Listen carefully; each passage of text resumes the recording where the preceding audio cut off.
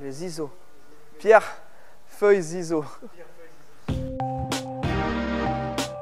Bonjour à tous et bienvenue à SoCal Franchise Los Angeles.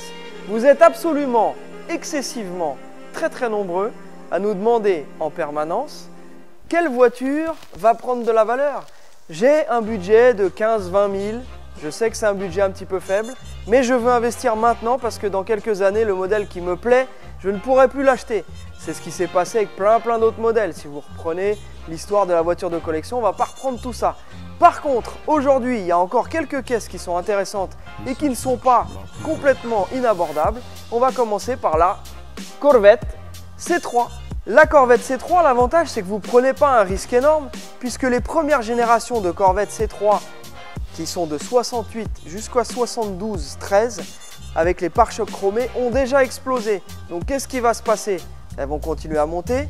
Ceux qui ne peuvent pas se payer les versions avec pare-chocs chromés vont se diriger vers les années de 74 jusqu'à 82 avec ce qu'on appelle les rubber bumpers, c'est-à-dire les pare-chocs en plastique. À partir de 78, comme celle-ci, vous avez la petite lunette arrière bombée, c'est la seule modification qu'ils ont fait. Quelques petites modifs sur les plastiques, mais vous gardez cette ligne absolument caractéristique. On peut donc être sûr que ce sera un futur collector. On ne prend pas beaucoup de risques avec cette caisse-là. On a la ligne qui est absolument spectaculaire. Elle ne ressemble à aucune autre Corvette, ni avant, ni après. Donc ça, si on veut investir dans une voiture sans prendre de risques, c'est un des modèles à ne pas négliger. Deuxième voiture, pour un éventuel investissement, tout ce qu'il y a de plus intéressant et peut-être fructueux, c'est la fameuse Mercedes SL ou SLC dans sa version coupée, version R107 ou C107, produite de 71 jusqu'à 89. C'est une des voitures qui a été produite le plus longtemps. Il y a énormément de motorisation, du petit 6 cylindres jusqu'au dernier gros V8 en version 560, donc ça fait du 280 jusqu'à la 560. Ces voitures-là, bien entendu, on en trouve encore à des prix qui sont tout à fait abordables, notamment toutes les premières versions et les petits moteurs. Donc ce sont des voitures comme leurs grandes cousines qui vont commencer à prendre de la valeur. C'est déjà le cas pour les dernières versions, les 560, qui ont déjà commencé à vraiment monter. Si vous avez un budget un petit peu plus faible, encore dans les entre 10 et 15, 20 000 $, vous pouvez vous diriger vers les 450 qui ont déjà le V8. Il y a le plus petit V8 avec le 380 et sinon, si vous voulez avec une voiture qui consomme un petit peu moins, vous avez la 280 SL et donc vous avez vraiment une voiture qui est à la fois fiable, qui a vraiment un super style, qui est indémodable, qui a été représentée dans plein de films de votre enfance ou de séries télé. Et là, encore une fois, rigueur allemande, qualité vraiment Dutch Qualität. Le hardtop si vous voulez rouler en hiver, vous avez le softtop, donc la capote qui est aussi possible, ou alors vous roulez carrément cheveux au vent. C'est vraiment une caisse qui est très intéressante pour les investissements. Troisième véhicule qui nous semble intéressant, c'est la Porsche. Alors vous allez me dire, oui, les Porsche ont déjà explosé, toutes les 911, c'est devenu intouchable, etc. Il y a Singer, il y a tous les Magnus Walker, tous les gens qui sont intéressés à toutes ces voitures-là. On ne peut plus les acheter, même pour une voiture qui n'est pas en super état, les prix ont déjà augmenté de fou. Mais attention, vous avez peut-être oublié de penser à la 944. La 944, c'est une voiture qui pour l'instant fait crier tous les fans de Porsche. Mais n'oubliez pas une chose, c'est que c'est une voiture qui est super bien équilibrée, avec une répartition des masses 50-50 avec la boîte à l'arrière. C'est une voiture qui est très cool, ultra fiable. Le 4 cylindres ne fait pas le meilleur bruit du monde, mais par contre, vous avez des vraies performances, un vrai freinage, une vraie tenue de route et un style qui touche de plus en plus de gens comme vous et moi, c'est-à-dire des gens qui ont connu ces voitures-là quand ils étaient petits et qui se disent bah aujourd'hui, je veux une Porsche, j'ai pas forcément les moyens de m'acheter une 911, et ben je vais m'acheter une 944.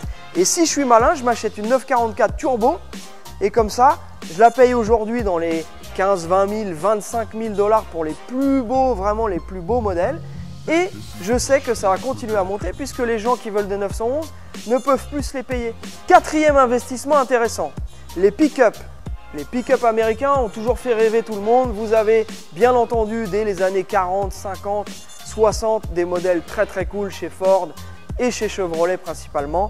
Là aujourd'hui je vais vous parler du Square Body, donc c'est le C10 qui a commencé dans les milieu des années 70 jusqu'à la fin des années 80. Ce modèle là, c'est un modèle qui a été vendu en grande quantité. On en trouve encore dans des états corrects. Ces modèles de la fin des années 70 jusqu'aux années 80 sont pour l'instant moins chers que les modèles des années 40, 50, 60 et même 70. Ce qui signifie que vous pouvez trouver un modèle pas rouillé, pas accidenté, qui n'a pas trop travaillé, qui n'a pas transporté trop de cochonneries dans sa benne, pour un prix qui est encore tout à fait raisonnable. Ce sont des véhicules qui sont fiables, c'est post-choc pétrolier, ce qui signifie qu'on avait vraiment réduit la consommation d'essence. Donc pour nos routes françaises, ça reste encore quelque chose avec lequel on peut rouler tous les week-ends sans se ruiner. Et ensuite, vous avez tout un catalogue extrême pour le refaire entièrement. Vous avez tout l'intérieur que vous pouvez retrouver. Vous pouvez le customiser, changer les jantes. Vous pouvez mettre plus tard un moteur, ce qu'on appelle un crate engine, donc un moteur par exemple échange standard si votre moteur commence à être fatigué. Le square body est aussi un véhicule qui est très apprécié par les gens qui veulent faire du custom. On en voit des liftés, on en voit des rabaissés, on voit des peintures perso. Quand on va au CMHO, on voit plein de véhicules comme ça. Il y a carrément des clubs, il y a des magazines, il y a une industrie autour de ce truck là. Donc c'est le moment de les acheter parce que dans quelques années, ils vont être tout là-haut. Et la petite dernière, la cinquième, je vous propose de parler de la Mustang Fox Body. Alors là, il y a tous les puristes, les champions de la Mustang qui vont dire non, elle est toute en plastique, c'est plus du tout comme les anciennes, etc. Bon, je ne peux pas vous contredire, elle n'a plus la même forme que les modèles des années 60. La Fox Body est apparue à la fin des années 70 jusqu'à la fin des années 80. C'est un modèle qui, aux États-Unis, a déjà commencé à prendre de la valeur. En France, ce n'est pas une voiture qui est très connue. Par contre, vous allez pouvoir trouver des modèles qui sont encore untouched, donc vraiment premier, deuxième propriétaire, super état avec leur petit intérieur un peu kitsch, avec les petits carreaux, etc. Donc c'est très Youngtimer. C'est des voitures qui se préparent très bien. Il y a énormément de pièces aftermarket et c'est des voitures qui commencent à avoir une vraie cote. Et là, même si aujourd'hui psychologiquement vous n'êtes pas prêt, mais que vous ne pouvez pas vous payer un modèle des années 60 ou que vous en avez déjà une et que vous voulez une caisse pour rouler un peu tous les jours, vous avez de la boîte 5 vitesses super, vous avez boîte auto qui est plus moderne que les anciennes.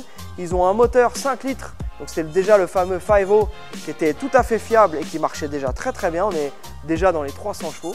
Donc ça vous permet d'avoir une caisse qui est assez compacte, qui a déjà un look moderne, qui conduit comme une voiture récente, qui conduit, petite dédicace à Karim. Voilà, donc ça c'est un truc, il ne faut vraiment pas le négliger. Donc pour l'instant, vous êtes peut-être réticent, mais si vous voulez investir, c'est maintenant qu'il faut y penser, pas une fois que tout le monde l'a déjà fait. Alors bien entendu, c'est la liste qui me vient à l'esprit comme ça, il y en a plein d'autres. On en reparle dans quelques années, ça se trouve je me suis complètement planté, mais je suis au contact. Avec Alex, on est là, on va aller voir les caisses, on sait un petit peu ce qui se passe, on regarde les annonces, on voit l'évolution. Donc là, ces voitures-là, ce sont des voitures qui ont déjà commencé. Donc, je ne prends pas trop de risques en vous disant ça. Allez, portez-vous bien, à bientôt guys.